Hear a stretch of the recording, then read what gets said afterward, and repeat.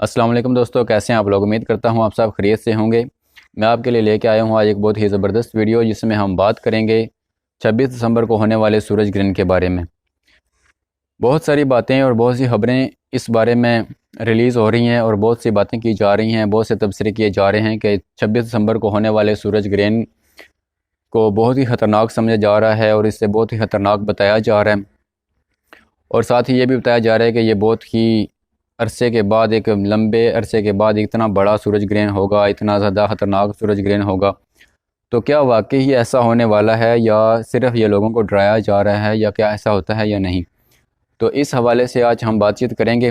آگے بڑھنے سے پہلے آپ سے گزارش کروں گا کہ اگر آپ نے ابھی تک میرے چینل کو سبسکرائب نہیں کیا، آپ میرے چینل پر نیو ہیں، تو اس ویڈیو کے نیچے آپ کو سبسکرائب کا بٹن نظر آ رہا ہوگا، اس کو آپ سبسکرائب کر دیجئے، اور ساتھ ہی بیل آئیکن کے بٹن کو بھی دبا دیجئے تاکہ ہماری ہر آنے والی ویڈیو کا نوٹیفیکیشن آپ کو بر وقت ملتا رہے۔ ہم جو بھی ویڈیو اپلوڈ کریں گے اس کا نوٹیفیکیشن آپ کو ملتا رہے گا اور بر وقت آپ کو دیکھنے کے لیے ملتی رہے گی۔ بہت شکریہ۔ سورج گرہن کے بارے میں ہمیں ایز اے مسلم میں کیا عقیدہ رکھنا چاہیے، اس بارے میں سب سے پہلے ہم بات کرتے ہیں کہ سورج گرہن جب نبی کریم صلی اللہ تعالیٰ علیہ وآلہ وسلم کے دور اقدس میں سورج گرہن ہوا، تو اسی دن نبی کریم صلی اللہ علیہ وآلہ وسلم کے صاحبزادے حضرت سیدنا ابراہیم رضی اللہ تعالیٰ عنہ کا وصال مبارک بھی ہوا تھا۔ تو کچھ لوگوں نے اس پر کیا سرائیاں شروع کی کہ آج چونکہ نبی کریم صلی اللہ علیہ وآلہ وسلم کے صاحبزادے کا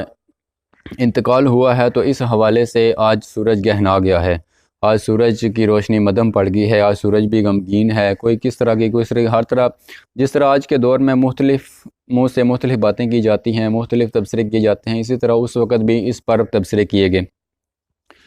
لیکن جب نبی کریم صلی اللہ تعالیٰ علیہ وآلہ وسلم تک یہ بات پہنچی تو سرکار دو عالم صلی اللہ علیہ وآلہ وسلم نے ارشاد فرمایا کہ ایسا کچھ نہیں، یہ سورج، یہ چاند، یہ کسی کی موت اور کسی کے حیات کی وجہ سے نہیں کہناتے، بلکہ یہ اللہ تعالیٰ کی نشانیوں میں سے ایک نشانی ہیں۔ یہ اللہ تعالیٰ کی نشانیاں ہیں جو اللہ تعالیٰ اپنے بندوں پر ظاہر کرتا ہے، اپنے بندوں کو دکھاتا ہے،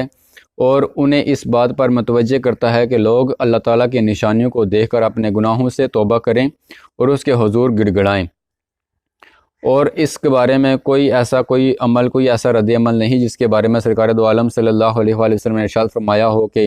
یہ سورج گرہن لگنے سے کسی کے جسم پر اس کے اثرات ظاہر ہوتے ہیں، یا کسی کو کوئی اس سے نقصان ہوتا ہے، یا ایسا کچھ نہیں۔ اس کے ساتھ آج کل کچھ ایسا بھی بات ظاہر کی جاتی ہے کہ اگر کوئی حاملہ عورت ہو تو اس کے بارے میں ظاہر اس چیز کو بڑے لوگ بیان کرتے ہیں کہ اگر کہ سورج گرہن لگا ہو یا چاند گرہن لگا ہو تو ایسی عورت کو کسی بھی چھری یا کانٹے کا کام نہیں کرنا چاہیے، کوئی کپڑا نہیں کاٹنا چاہیے، یا کوئی ایسا کام نہیں کرنا چاہیے جس کے ساتھ کوئی زخم آئے یا کٹ کا نشان آئے، یا کوئی ایسا کہ پیدا ہونے والے بچے پر اس کا اثر پڑتا ہے۔ بلکہ ایسا کچھ نہیں، قرآن و حدیث میں ایسا کوئی عمل ہمیں نہیں بتایا گیا، اور ایسی کسی چیز کی کوئی ممانعت نہیں، ایسا کچھ نہیں ہوتا۔ یہ صرف توہمات اور کفار کے ایک وہم ہیں، ان کی بدگمانیاں اور ان کی بدشگونیاں ہیں، اور اس کے علاوہ کچھ نہیں۔ جہاں تک سرکار دو عالم صلی اللہ علیہ وآلہ وسلم کی ذات اقدس کا ذکر ہے، آپ نے اپنی زندگی میں سورج گرہن کے وقت اور چاند گرہن کے وقت جو عمل فرمایا وہ صرف نماز کسوف اور نماز خسوف کا ہے۔ جب چاند گرہن ہو تو اس وقت نماز خسوف ادا کی جاتی ہے، اور جب سورج گرہن ہو تو اس وقت نماز کسوف ادا کی جاتی ہے۔ نماز کسوف اور نماز خسوف کیسے ادا کرنی ہے کہ جب چاند گرہن شروع ہو جائے تو جب تک سورج گرہن رہے گا یا چاند گرہن رہے گا، اس وقت تک کوشش کریں کہ اللہ تعالیٰ کے حضور سجدے میں رہیں، اللہ کے حضور گڑ گڑا کے رہیں، اپنے گناہوں سے توبہ کریں، اللہ تعالیٰ کی نشانیوں کو دیکھیں کہ اللہ تعالیٰ نے قرآن پاک میں ارشاد فرمایا کہ جب قیامت کا دن قائم ہوگا تو وہ ان ستاروں کو بے نور کر دے گا، یہ سورج، یہ چاند اور یہ ستارے یہ بے نور ہو جائیں گے۔ تو اس حوالے سے ان چیزوں کو بے نور کرنے کا جو ذکر کیا گیا، اسے اللہ تعالیٰ ہمارے سامنے ایک مرتبہ بے نور کر کے دکھاتا ہے کہ آج اس چمکتے دمکتے سورج کو ہم کس طرح اس کی روشنی کو مدھم کر دیتے ہیں۔ آج چاند چمکتا دمکتا ہے، لیکن جب سورج گرہن لگتا ہے، چاند گرہن لگتا ہے تو ان کی روشنی ختم ہو جاتی ہے،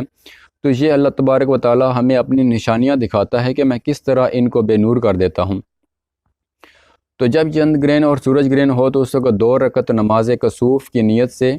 سورج گرہن کے وقت نماز کسوف 2 رکعت نماز نفل کی نیت سے آپ نے نماز پڑھنی ہے، اور وہی رکوع سجود اور وہی جس طرح عام نماز نفل پڑھی جاتی ہے، ہم نمازوں کے اندر جو 2 رکعت نماز پڑھتے ہیں وہی طریقہ اس کا ہے۔ تو اسی کے مطابق ہم نے اس کو پڑھنا ہے، اس کے مطابق ہم نے عمل کرنا ہے، اپنے رب کی بارگاہ میں جھک جانا ہے، اپنے رب کے حضور ہم نے اپنے گناہوں کی معافی مانگنی ہے، اور اس کے حضور سجدہ ریز ہو کر اس کی رحمت کی طلب کرنی ہے۔ تو اس کے علاوہ جو یہ الٹے سیدھے جو توہمات ہمارے ذہنوں میں آتے ہیں اور ہمیں جو بتائے جاتے ہیں کہ یہ ہو جائے گا، وہ ہو جائے گا، اس کے ساتھ اس طرح کرنا ہے، اس طرح کرنا ہے، یہ ایسا کچھ بھی نہیں ہوتا۔ قرآن و حدیث میں ہمیں اس بارے میں کچھ بھی نہیں بتایا گیا، اور ہم اس بات پر یقین نہیں رکھتے۔ دوسری بات یہ کہ سائنسی نقطہ نظر سے چاند گرہن اور سورج گرہن کا جو لگنے کا ہے، کہ جب چاند گرہن لگتا ہے تو اس کا کیا مقصد ہے، کہ اور سورج گرہن کا، کہ چونکہ 26 دسمبر کو سورج گرہن ہونے والا ہے، تو سورج گرہن کب لگتا ہے کہ سائنسی نقطہ نظر کے مطابق اس کا سائنسی نقطہ نظر یہ ہے کہ جب سورج اور چاند گردش کرتے ہوئے، ایک طرف زمین ایک طرف چاند اور سورج، یہ جب گردش کرتے ہوئے آمنے سامنے آتے ہیں، تو جب زمین اور سورج کے درمیان سے جب چاند گزرتا ہے تو ہمیں چاند کی روشنی جو ہے سورج کی روشنی چاند کے اوپر پڑتی ہے، اور چاند کا سایہ زمین پر آ جاتا ہے، تو ہمیں سورج کی روشنی جو ہے ڈائریکٹ زمین پر نہیں آ سکتی۔ تو اس طرح یہ ہمیں آگے چاند اور سورج ایک دوسرے کے آگے چھپ جاتے ہیں۔ جب سورج اور چاند گرہن لگتا ہے تو اس وقت جب زمین گردش کرتی ہوئی چاند کے آگے آ جاتی ہے تو اس وقت ہمیں چاند نظر نہیں آتا، اور اس طرح یہ چاند گرہن ہوتا ہے۔ سائنسی نقطہ نظر تو یہ ہے، لیکن اسلام ہمیں یہی بتاتا ہے کہ اللہ تبارک و تعالیٰ کی یہ نشانیاں ہیں، اور اللہ تبارک و تعالیٰ ہمیں یہ نشانیاں دکھا کر ہمیں اپنی قدرت دکھاتا ہے کہ میں کس طرح ان روشن ستاروں کو، ان روشن سیاروں کو میں بے نور کر دیتا ہوں، اور کس طرح میں اپنے قدرت کاملہ سے ان کو روشن کرتا ہوں، اور کس طرح ان کو بے نور کرتا ہوں۔ تو ایسا کوئی عمل جو قرآن و حدیث سے ہٹ کر ہمیں بتایا جاتا ہے، اس پر عمل کرنے کی ضرورت نہیں ہے۔ کوشش کریں، اور جب سورج گرہن ہو تو اس وقت اپنے رب کے حضور جھک جائیں، اپنے رب کے حضور جھکے رہیں، اس کی بارگاہ میں التجا کریں، اور اسی کے حضور نماز پڑھیں، نوافل پڑھیں، اور اللہ تعالیٰ کے حضور جھکے رہیں۔ اور مختلف قسم کے جو توہمات ہیں اس کا کوئی ایسا کوئی ذکر نہیں ہے۔